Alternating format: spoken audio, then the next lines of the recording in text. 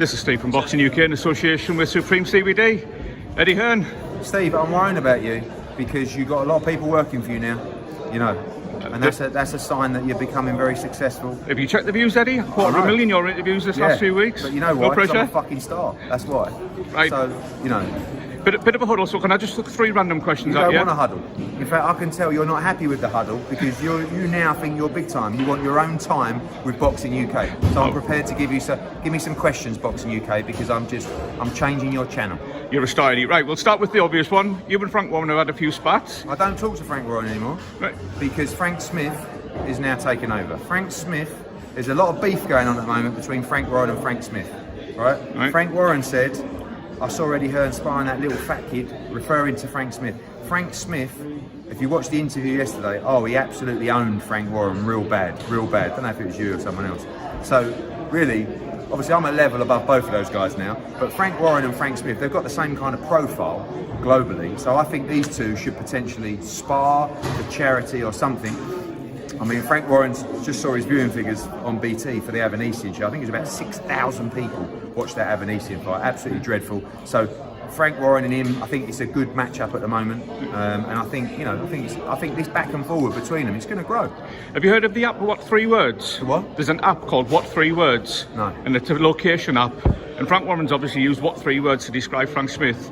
What 3 words would you use to describe Frank Warren then? Like angry,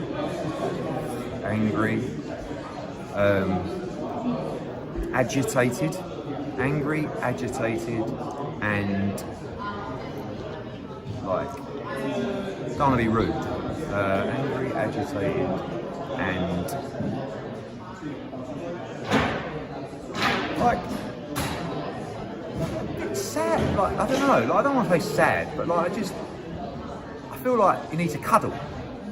Would you give him a cuddle? But I've never met him. Putting the serious hat on, Eddie. Yeah. Will you two ever work together? Because that's the criticism fans say. Listen, I get on. You know, Francis' son. We've done fights together. I'm sure he don't particularly like me, but I think he's all right. We get on. We've had a beer together, like no problem. But I just feel like someone's got to give him a cuddle. Maybe Frank Smith can give him a cuddle. Yeah. That's a good thing, Frank. Because Frank Smith looks like he's a great cuddler. I mean, he's quite porky. Have you seen him lately? As Frank Warren said, I just think maybe we could get a bit of peace between them, get Frank Smith to give Frank Warren a cuddle, and that'll relax him, and then we can start actual conversations. Okay, I know the rest of the guys are going to ask you about the cards. Again, 2 random ones left. 2 big women fights on the card this week. Yes. Does that show you the speed in which women's boxing's grown in the UK, particularly in the last couple of years? You know, we've been doing this for years. It's nothing different for us to have 2 women's fights on a card. Yeah. Last time in Nottingham, we had called Sandy Ryan against Farias. We had Terry Harper. 2 great fights. Bridges against Roman will be an absolute brilliant fight. Sky Nicholson is one of the top young fighters coming through. Beck Connolly's always in great fights. It's just, I don't feel, I'm not having a go at you for talking about it, but I just feel we're in a position now where, you're going to see it on every show. You know, we're going to have 18,000 people in Madison Square Garden for Taylor Serrano. So it's the norm. There's actually a follow-up question, Eddie, and it's a topical question. The male to female swimmer. I saw that. What would you do if a male to female, female to male trans wanted to fight? Because they always say boxing's the one sport where something would have to be done to stop it. Look, it's a very topical, controversial debate that has so many different, it's a tough one. But basically, what I'm saying is my feeling is that certainly in a sport like boxing, you're not talking about swimming, you're talking about boxing, and it's never really come into the fore. But of course, it would be a very, very serious conversation that would need to be had because of the dangers involved in just that. So maybe one for another time. Indeed. Eddie, I'll let the rest of the lads crack on. Thank you. Martinez says that Who? the news of this fight, he said to his family he's done. He thinks Warrington's done it for you. I agree, and I think Josh, I'm not saying Josh is nervous about the fight, because I don't think he is, but I think he's nervous about the ramifications, because Josh Warrington only really wants to perform at world level. If he loses this fight, it's a long way back to get another shot. So I think he's put the pressure on himself, and I think that's given him a great camp, because I think he looks in tremendous shape, and I think he really wants it. And I think if he doesn't win, I think his career's over. And I think that if if Kiko Martinez doesn't win, I think his career's over as well. I've been saying that a lot lately about fights. Like I said it about Ryder Jacobs as well. And it depends. I'm not saying they couldn't have other fights, but where they want to be competed, I think all of a sudden that wouldn't be possible anymore. If Josh wins a massive fight against Lee Wood that people think is going to happen, is there going to be a difficulty deciding where that goes if he wins? City ground or whatever? I mean, I've promised Lee Wood a fight at the City ground next, and he deserves it. You know, Josh can fill up Ellen Road. Josh can also take 25,000 to Nottingham for that fight as well. So, look, I think Josh always wanted a big American fight and a big unification fight. Now, if he wins on Saturday, that becomes a reality as well. But this young man called Lee Wood, who's just ripped up the script, is now in the mix. So I think when you look at Josh's potential through victory, you look at the Lee Wood fight, you look at the Navarrete unification, you look at the Leo Santa Cruz unification as well. He's just got to win on Saturday, and if he does, all of those fights come back into the mix. I'll just ask you about Usyk across the border into Poland to start training camp. Is that correct? I don't know. I do know that the fight is now planned to take place in June, as we originally hoped.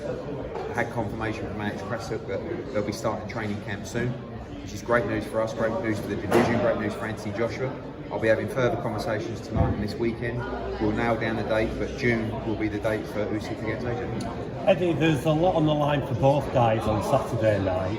Off the back of the controversy over Catterall Taylor, what are your thoughts in general terms about the integrity of the sport and the depth of the British Boxing Board of control for the judges and referees? Because everyone at home is a ringside scorer, but what are your thoughts? My thoughts are it's not really the British Boxing Board of Control, it's boxing in general that throws up bad scorecards. I do shows around the world every week. I see bad scorecards every week. There's nothing controversial in terms of corruption or anything like that. It's just every now and again a judge underperforms, and when you underperform in any position, you have to be held accountable. We've seen that in some respect for the Ian John Lewis decision to be downgraded, if you like. But scoring's subjective, and the one thing that annoys me more than anything is the disparity between some scorecards, right? And what I mean by that is, one judge can have it 118, 112 to a fighter, and another judge can have it 118, 112 the other way. How is that possible? Taylor Catterall was quite a close fight, right? Catterall won the fight, in my opinion. But you're talking about 2 rounds, 3 rounds, 4 maybe, but how can you get a situation where one person wins the fight by 8 rounds and someone else has the other person winning the fight by 8 rounds? And sometimes people that have been involved in the sport for a long, long time build up sort of subconscious opinions about fighters, about people, about venues, about cities. So you as a judge, you might like a specific type of fighter. You might like someone that is slick and fights off the back foot, or you might like someone that's really aggressive and likes to come forward and bring the action. Do you understand? So really, you want a blank canvas every time. And the problem with people being in the sport for such a long time is they've built up over the years those opinions that not knowingly may affect the way that they score a fight, if that makes sense. And all of a sudden the noise and the atmosphere and someone's thrown a punch, it hasn't quite landed but the place is erupted, So I have no doubt that there is absolutely zero chance of anything untoward taking place. Just sometimes people are getting scorecards wrong, and when they do, they have to be held accountable. That's the key. And I want to see a new flow of officials coming in. I think that's something that commissions and the board have got to work harder to do. There needs to be some kind of system in place. But let's be honest, no one's out there at the moment going, do you know what I want to do for a living? I want to be a boxing judge. Or no young people are saying, that's not true actually, but no young people are saying, I want to go on and do this, because there's no system in place. At the moment, it's a little bit, in commissions, it's a little bit of a, they won't like me saying this, but it's a little bit of an old boys club, because it always is in governing bodies and commissions, and you have to stop that from taking place. People need to move on, people need to step down, people need to step aside, new talent has to come in, but it's very difficult to get someone involved. People talk about ex-fighters. Let me just ask you a quick question there then, Eddie. What role have the promoters like yourself and the broadcasters got to play in this? Because Absolutely to a not, large extent, you're driving the sport from the financial. Yeah, but we have no say in the officials for a fight.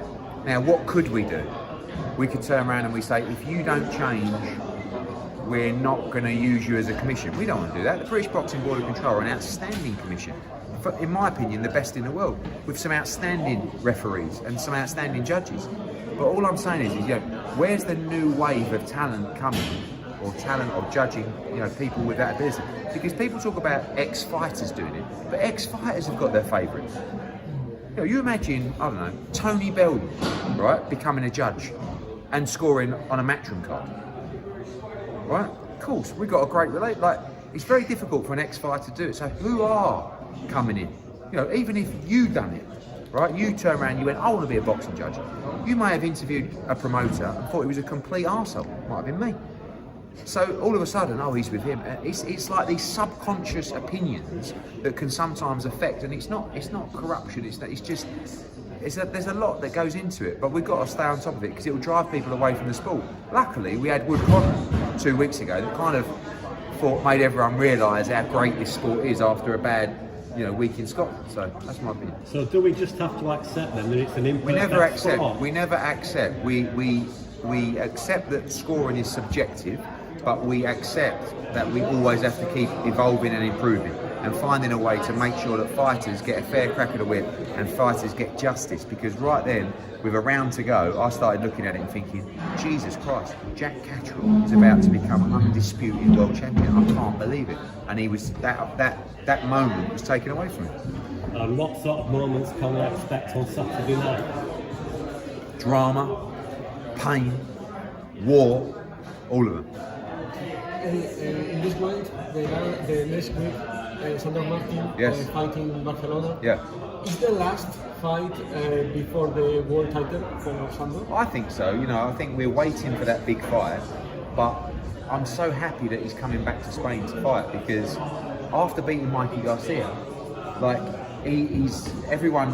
was a massive win for Spanish boxing, and now you've got Kiko Martinez, you've got Sandor Martin, you've got these great fighters from Spain, so it was important for him to have that homecoming, if you like, in Spain. And after this fight, I want to see him fight for a world title. Let's pick on the Devin Haney.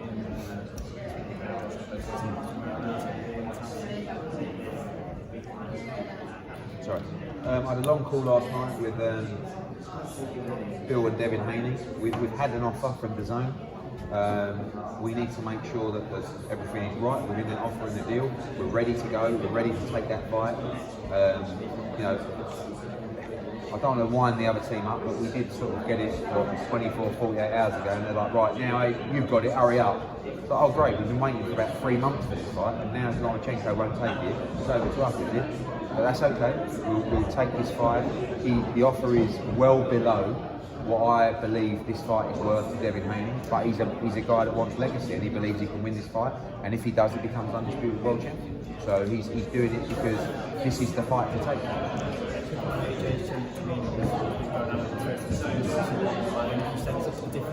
I just think that he's sort of got to that stage and age where he cares less. I think coming through the system, he was kind of moulded into this ambassador and corporate machine and role model in the sport, which he is. But as he's got older, he cares less about what people think or what he says. So I think you're just seeing, you always had a real AJ, but you're seeing a raw AJ. And I just think he's having fun with it. He enjoyed that, and he's saying, I want to do that more. No, but I just think he's going, I'm going to start enjoying myself, rather than doing this and doing this and doing this. And I think he's going to enjoy behaving like that, and I think it's going to help his performance as well. Eddie, we know that sometimes the dream fights just don't get made for whatever reason, but Frank Smith versus Frank Warren. It's a great fight. What are we talking, pay-per-view or Friday night on your best? Yeah, I think it's a great fight. I mean, look, there's a lot of beef between those Franks at the moment. Like I said earlier, very similar in terms of profile, those two. And I don't know, it's a 50-50. Is it pay-per-view? That's a I don't know. Look, Frank's getting on and Frank Smith isn't very good. So it is a 50-50. co-promotion. I mean, who has probably 60-40 Frank Smith for the split? But love to see it. Love to see it. Frank said you should fight 4. Thought, fuck that. I've got a broken finger from Frank Smith. I'm done. I'm taking sorry. credit for that. Yeah, he is, because I hit him on the elbow. That's it. But Eddie, that's can I- how tough I am. Sorry, Eddie, can I ask a little one? We've got a big Newcastle Yeah. show tomorrow. You've got some Geordie fighters, Yeah. Cyrus, and obviously you've got Callum. Callum, yeah. Any chance you're coming back out up our neck of the woods Yeah, soon I mean, enough? look, we need a big fight up there to headline, but also we have some big stars that could fight in Newcastle anyway. So great talent from the northeast. I think Cyrus is great. I think Callum French is a great talent as well, and hopefully he gets the win tomorrow night. Lovely. Thanks for your time, Eddie. Cheers, boys. Thanks, Eddie. Thank you.